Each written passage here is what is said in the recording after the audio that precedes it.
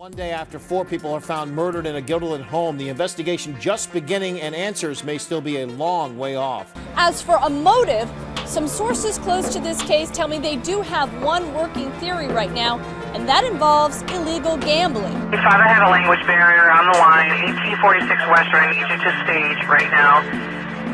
Stating possibly 2 people have died in that home. Not sure what's going on. A little more than 24 hours since we broke this story, and we now know that a man, a woman, and 2 children ages 7 and 10 were murdered in their Guilderland home.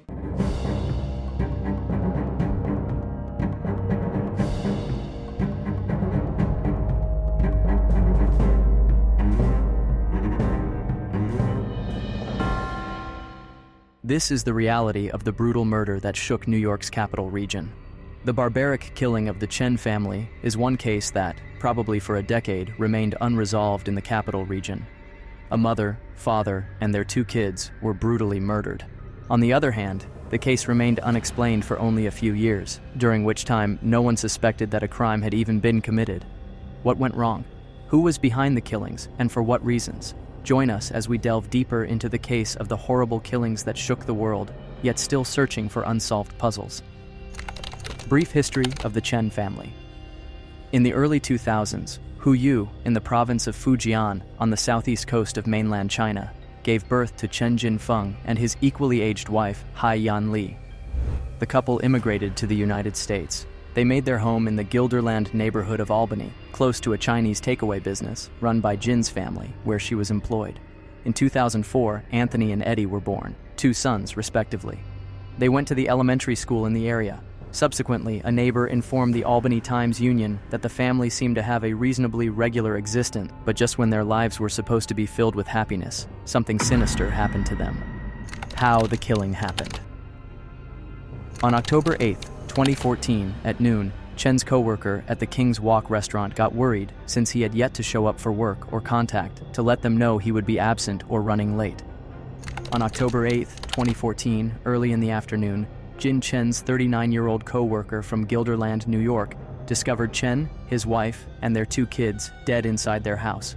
When the police arrived on the site, they discovered that the family had been murdered by a hammer or a knife sometime in the early hours of that particular day.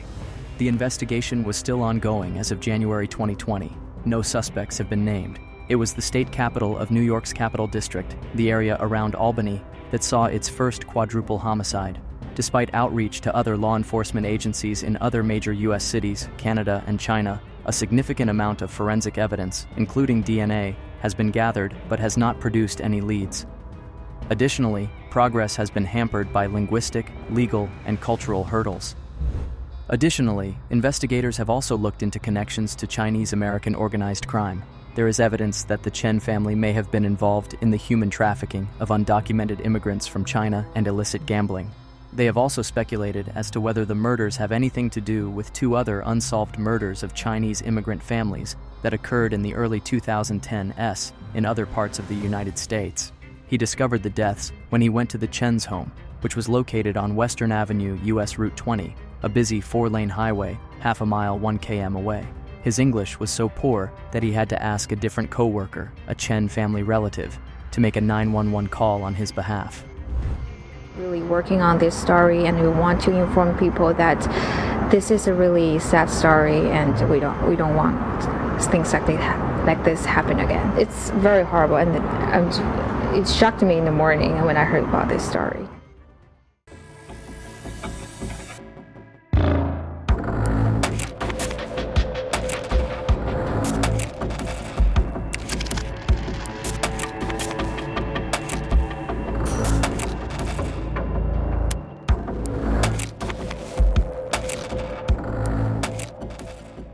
Following their response, the Guilderland police swiftly started to block up the crime scene. Later, the New York State Police also assisted, and its detectives were observed the next morning, sifting through the area behind and close to the house. Being the first quadruple homicide in the Capital District, the incident quickly received a significant amount of media attention around the metropolitan area, such as Albany, Schenectady, and Troy. Reporters were dispatched to cover the case by American Chinese language media outlets, including World Journal and Tsingtao, which were popular among recent immigrants.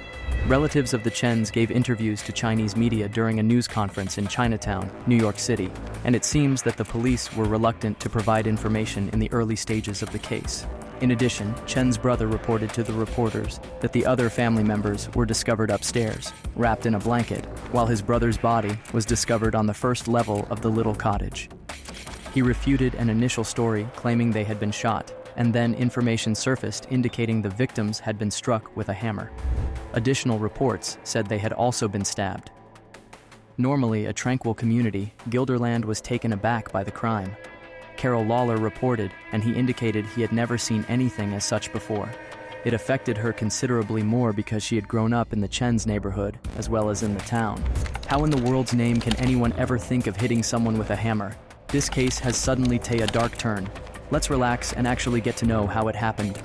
Not only did spontaneous memorials of flowers, candles, and other mementos start to appear at the boys' elementary school, but also at their homes. Following the boys' passing, the local school system established a memorial scholarship in their honor for a graduating senior pursuing an environmental science degree. The boys were described as cheerful, friendly, and kind. Their very last school activity was garden club. They also loved gardening. Unnamed sources cited by Newsday claimed that while the boys' mother was lawfully present in the country, their father was not. Chen had operated a restaurant, but it had been virtually shut down for almost 2 years, raising concerns about his source of income. Investigators were unable to identify any suspects in the case, despite having over 600 leads. Linguistic and cultural hurdles also dragged down the research. For instance, according to local media, Guilderland police had to locate an interpreter who could converse with some of the people who knew the Chen family in the appropriate Chinese dialect. The district attorney for Albany County, P. David Suarez, offered protection from immigration prosecutions to anyone who came forward with information a year after the killings. Could we say that Mr. Chen was into some shady deals, or was this just a plot to silence them for good? Well, we are going to find out. A month after the killings, funerals were held in Chinatown so that families from China could get flights and visas to attend. The family were buried in Middle Village, in the borough of Queens, New York City, at All Faiths Cemetery. Additionally, detectives searched for any ties to the several Chinese family homicide cases that occurred in Mississippi and Texas, but they were unable to find any lead. The Times-Union published a report from Tsingtao, a Chinese-language tabloid, claiming that Chen hosted a gambling party the night before he was killed, and that the murderer intended to take money from the house. Chen's brother, however, denied the report, claiming that Chen merely organized casual card games for friends. The police had received no prior complaints from neighbors or reports of problems at the Chen residences prior to the terrible killings. Was this an intentional act with very intended targets? But why would they take the life of the innocent children as well? Investigations of the killings.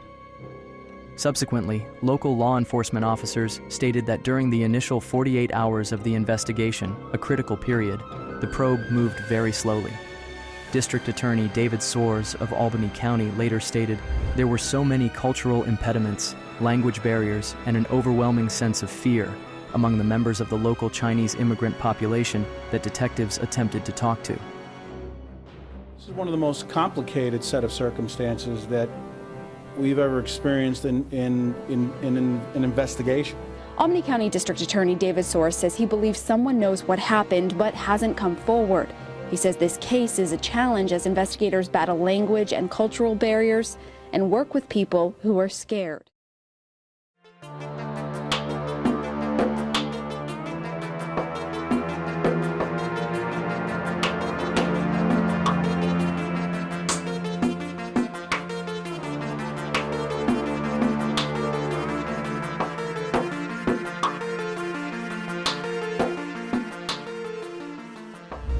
The family offered a $5,000 reward, and Suarez pledged that his office would do everything within his power to prevent the deportation of anyone having information to provide. However, neither of these offers were strong enough to get the police to cooperate much. Technological issues needed to be improved. There were no security cameras in the Chen's immediate neighborhood that may have supplied video for evaluation. When Apple initially rejected the police requests to provide the Chen's iPhone records, the police were even angry.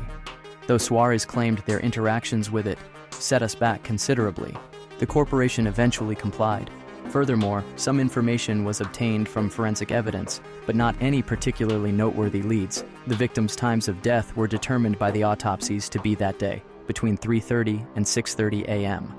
In the meantime, investigators gathered DNA samples that may have belonged to a suspect, but they were unable to identify who might have left it. Investigations of the neighbors. The Guilderland assessment roll lists Jin Feng Chen and Camping Lo as the proprietors of the property at 1846 Western Avenue. The record also reveals that they are the owners of the house next door at number 1848. Apparently, documents from Albany County indicate that they have been the owners of 1846 since 2008 and 1848 since 2010. They are listed as residents at a nearby Guilderland address, Highwood Circle, on the assessment record. Living next to 1848 and 2 doors west of the greenhouse is Rosalind Kowalski, who told the Enterprise that she had arrived home at around 2:30 p.m. after having a hair appointment and was obstructed by every police car. She remembered wanting to enter because she lived there, but she was unable to get a response from the cops and was left wondering what had transpired.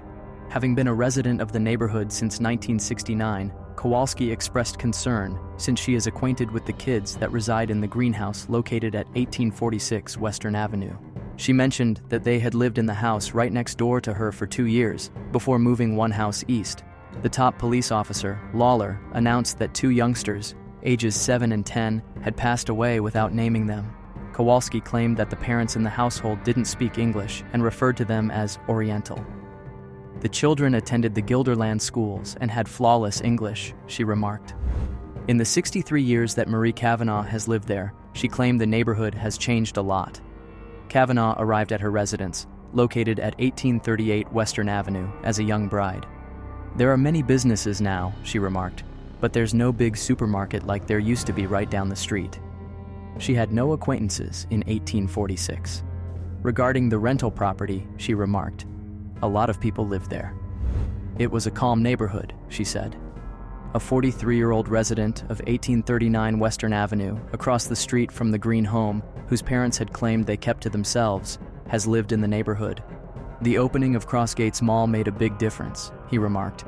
Nobody has a personal connection to anyone. He gave a wave, and that was all.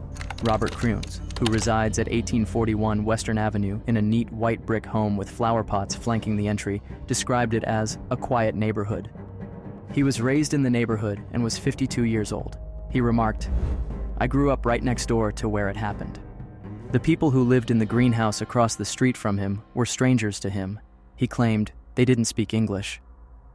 We would witness the children board the school bus. A white car that was parked on the lawn the night of the incident had been there every night since around 11:30 p.m., according to Carolyn Phillips, who has lived directly across the street for her whole life. Watching the scenario, 49-year-old Phillips was strolling along the pavement in front of her home.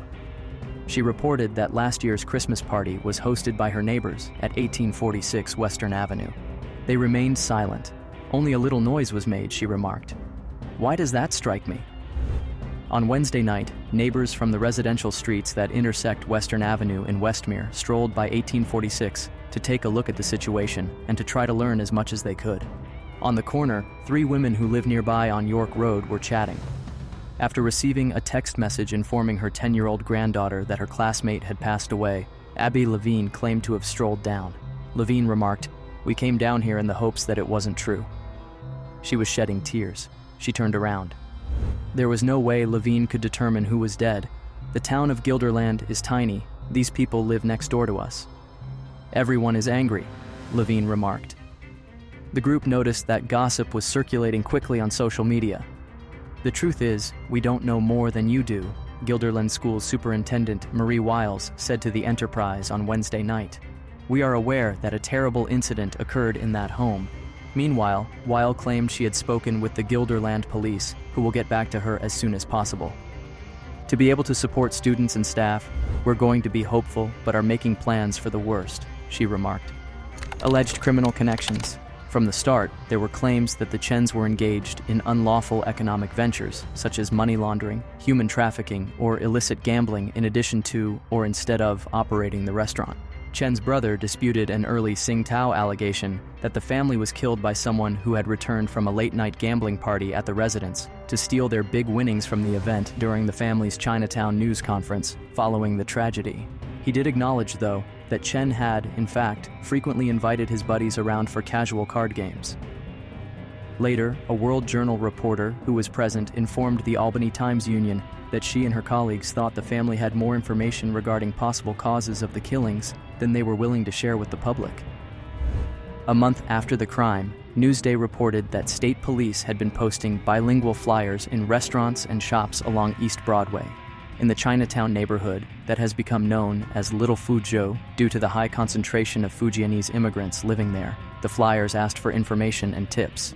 It said that Chen had closed his business 2 years prior and that his wife was in the country illegally, according to information provided to the newspaper by an unidentified source. According to the source, there was a common belief in Chinatown that he was earning his money illegally because he maintained a comfortable lifestyle despite not having a visible source of income.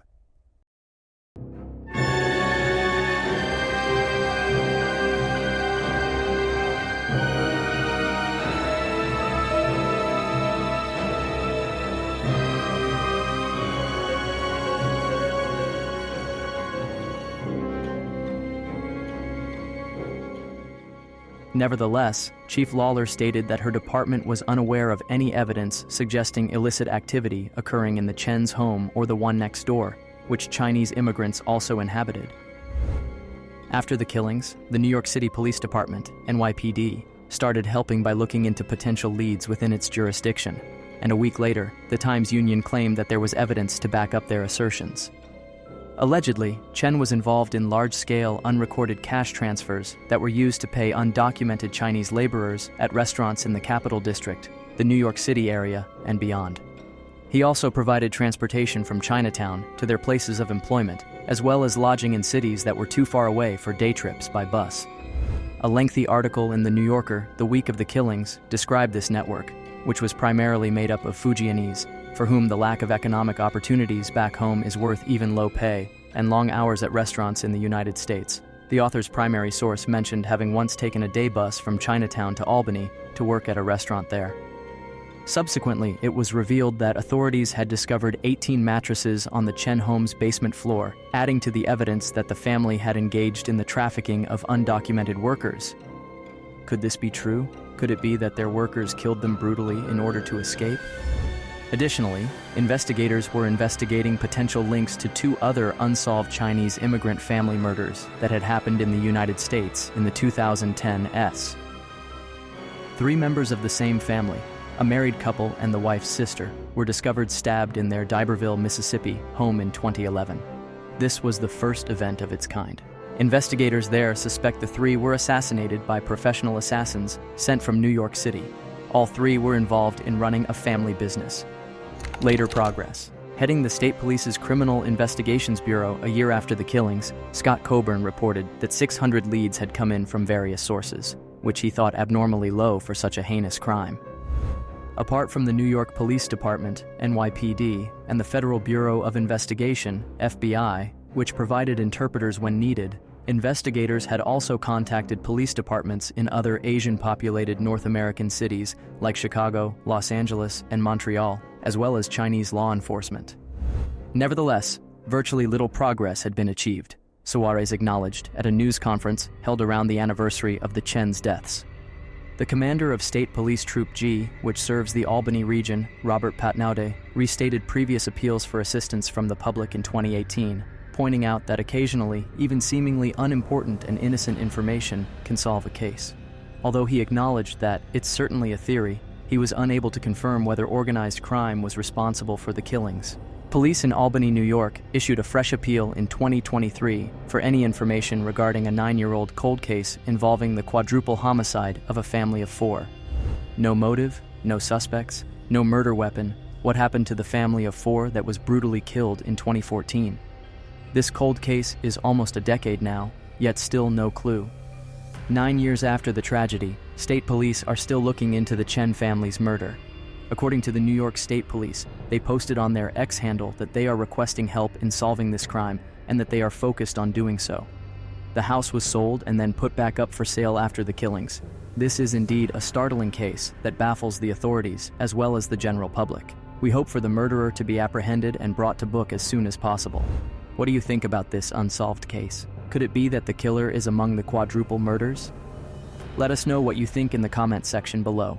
Don't forget to click on any of our videos displaying on your screen now for more shocking and solved cases like this. See you in our next video.